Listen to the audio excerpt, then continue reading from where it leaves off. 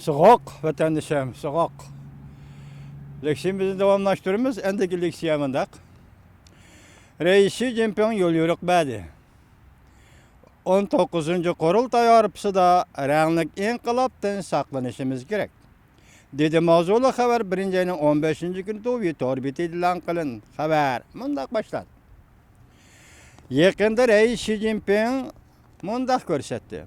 2017 yılı siyasi bexatarlik bulup hakimiyet bexatarligini qo'g'dash ve tüzümlü qo'g'dashni muhim o'ringa qo'yishimiz kerak. Reis Xi Jinping 2017 yılını partiya ve devletin tarixida alohida ahamiyat ega bir yil deb ko'rsatib, har xil ziddiyetlik masalalarni oldin xabar berish, oldin mudofaa ko'rishni talab qildi. Partiyanın 19. Qurultayının açılışıga muqim ijtimoiy muhit yaratishni talab qildi. Yig'inda Xi Jinping tamni o'rgatishdan mudofaa ko'rish. Bu tam degan vaqtida ham Junanxayning temin o'rgatish ham to'rbettirning to'sqinligini saqlab tura oladigan, to'rbettirdagi hujumni saqlab tura oladigan Jungoda yana bir tam bor. O't o'tmaydigan tamdan bir tam. Shu tamni o'rgatishdan pahas bo'lish deydi. Mudofaa ko'rish, ranglik inqilobni cheklab qilishni ko'p qatim tilga oldi. Uningdan boshqa Jungo Kompartiya Siyosiy qonun komitetining sekretari Jing Mingjanju har navbatlik mamlakatlik ham navbatda mamlakatlik siyosiy qonun xizmatchilari yig'inini chaqirib, Reis Xi Jinpingning muhim yo'l yo'rig'ini anglatdi. Tahlilchilar mundaq ko'rsatdi. Reis Xi Jinpingning yangi yil bag'ishlamasi oshkorildi-ki, bu yil Kompartiyaning siyosiy qonun xizmatining tig'uchi tashqariga qaratiladi. Shangang matbuot olmi gazeti yig'in qatnashgan Beijing G'arbiy rayon adliya mahkamasining boshlig'i Liu Jianxunning so'zlaridan naql keltirib mundaq ko'rsatdi. Bu qatim ochilgan siyosiy qonun yig'ini boshqa chog'da ochgan yig'inlarga o'xshamaydi. Yig'inda bayroq ro'shan holda siyosiy hokimiyatni va tuzumni, bexatarlikni qo'g'dash, xalqaro dushman kuchlarning ranglik inqilob qo'zg'ishini to'sib qilish, partiya va armiyani qoralaydigan tarixga qarish turish harakatlarini to'sib qilish va shu orqali partiyaning rahbarligini inkor qiladigan ishlarni to'sib qilishni maqsad qiladi. Harakat qarishtirishni maqsad qildi. Ayrim ziyolilarning chet eldagi Jungo qarish kuchlar bilan birlashib, til biriktirishida hushyor bo'lishni maqsad qildi. Jungo Chang'an Xanjiri bu to'g'rida tushuntirib mundaq ko'rsatdi. Yaqindan beri xalqaro vaziyat mislsiz murakkablashdi. Davlat ichida ziddiyatlar bir-biriga giralishib ketdi. Muqimsiz omillar ko'paydi. Jungo Kompartiyasini ag'dirib tashlaydigan maqsadlar o yo'llarni o'zgartirishga boshladi.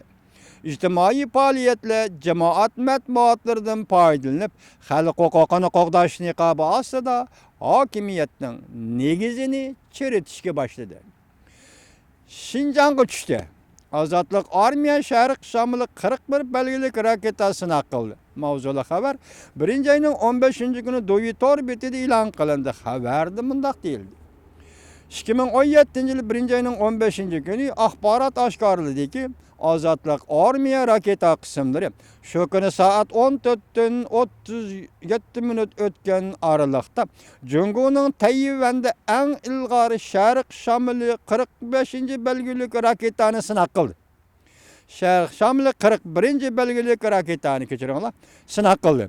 Raketa Jungo Xinjiang Uyg'ur avtonom rayoni Baying'in oblasti Charchan nahiyasiga tushdi. Suratli xabar. Yer shari vaqt gazeti Prezident Trumpning Tayvan taktikasi intayin usal taktiki dedi.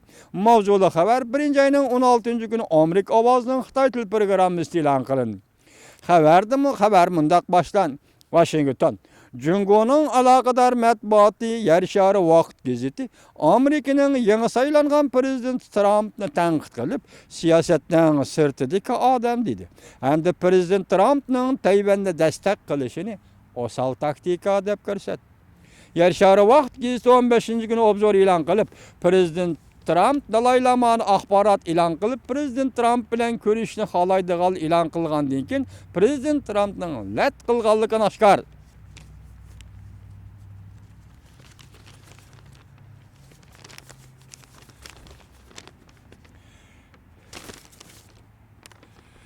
bir jungo siyosiga ziyon soldi. Prezident Trumpni bir jungo siyosiga ziyon soldi deb tanqid qildi. Beijingning o'ch elish kuchi hargiz Prezident Trump va uning hukumat kabinetini umidsiz qo'ymaydi deb ko'rsatdi. Ma bet almışıp qaptikan, başta Dalai Lama deb saldım. Mening kayindan chiqdi u gap. Mening uchun kechiringlar meni vatandoshlarım. Bir jungo siyosiga Prezident Trump ziyon soldi deb ko'rsatdi. Beijingning o'ch elish kuchi hargiz Prezident Trump va uning hukumat kabinetini umidsiz qo'ymaydi deb ko'rsatdi. Ko'ring bu gaplarni. Yaşar vaqtgiz Prezident Trumpning o'zini aqlliq chog'lish kishilarni cho'chitdi. Jungoning ingliz tilida nashr qilingan Jungo gazetining birinchi kuni bosh maqola e'lon qilib, Prezident Trumpning bir jungo siyosatidan gumonlanganligi o't bilan o'ynashganlik deb ko'rsatdi. Prezident Trump Olkochi gazeti muxbirining ziyoratini qabul qilganda mundaq ko'rsatdi. Har qanday masala ustida suhbat qilishimiz. Demek Prezident Trump yanında medavatı başlayan gap şu gap. Her kandak meseleler üstüde sohbetleşimiz. Cümleden bir jungo meselesi de mi sohbetleşimiz. Bundan buran Prezident Trump Amerika bir jungo siyasi çirmilip kalmazsa gerek idi dep görsetken. Başta gördük o. Prezident Trump'ның Aksaray işxanı müdiri Reince Priebus yakshanba kuni Amerika radio şirketining programmasi mundaq ko'rsatdi. Agar jungo suhbat ustiga kelib savdo tijorat Janubiy Jungo dengizi masalasi bo'yicha biz bilan hamkorlashmaydi ekan, bir jungo siyosatini ustal ustiga qo'yib suhbatlashishga to'g'ri keladi.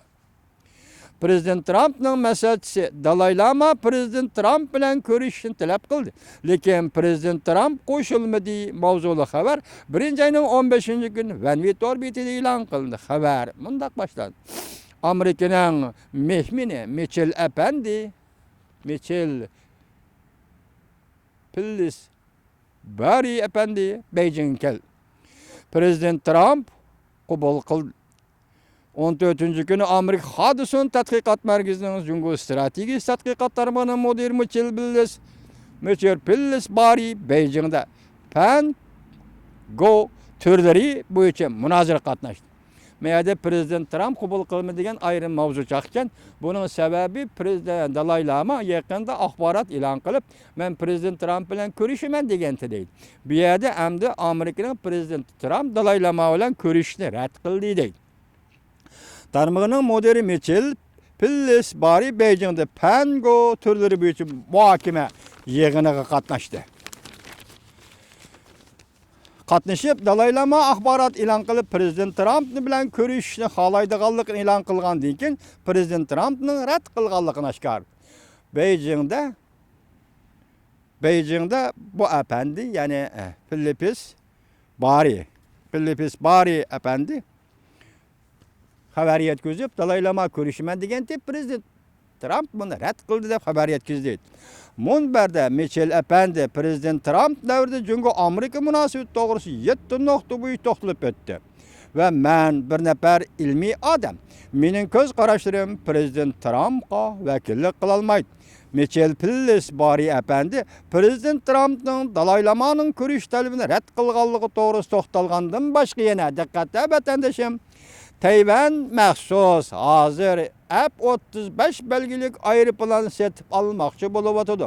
Hindistonning Janubiy Tibet, ya'ni Arunachal o'lkasiga egilik huquq yurgizishni Amerikaning e'tirof qilishini talab qilib o'tadi.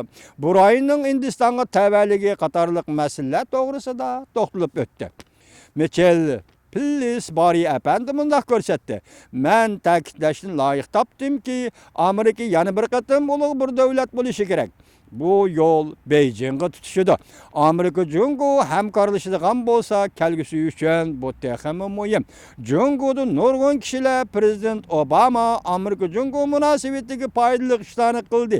Lekin Jungo taraf yangicha cho'ng davlatlar munosabati tiklashni tashabbus qilsa, Prezident Obama qabul qilmadi deyishidi.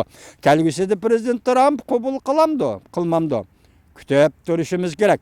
Bu bir balvoq bu bir yo'l bir balbog' siyosatiga Prezident Obama oshkora qarshi chiqmadi, lekin bu to'g'rida so'zmi qilmadi yoki bir balbog' bir yo'l Jungoning siyosatini Prezident Obama qabul qilmadi.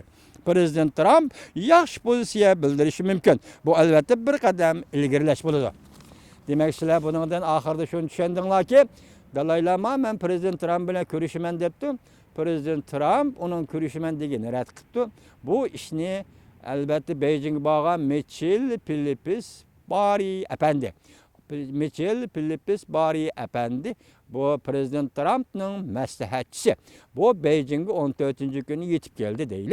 Endi bunun tahlilini keyin ahirki leksiyada söyleyeceğimiz anlayışla vatandaşlar.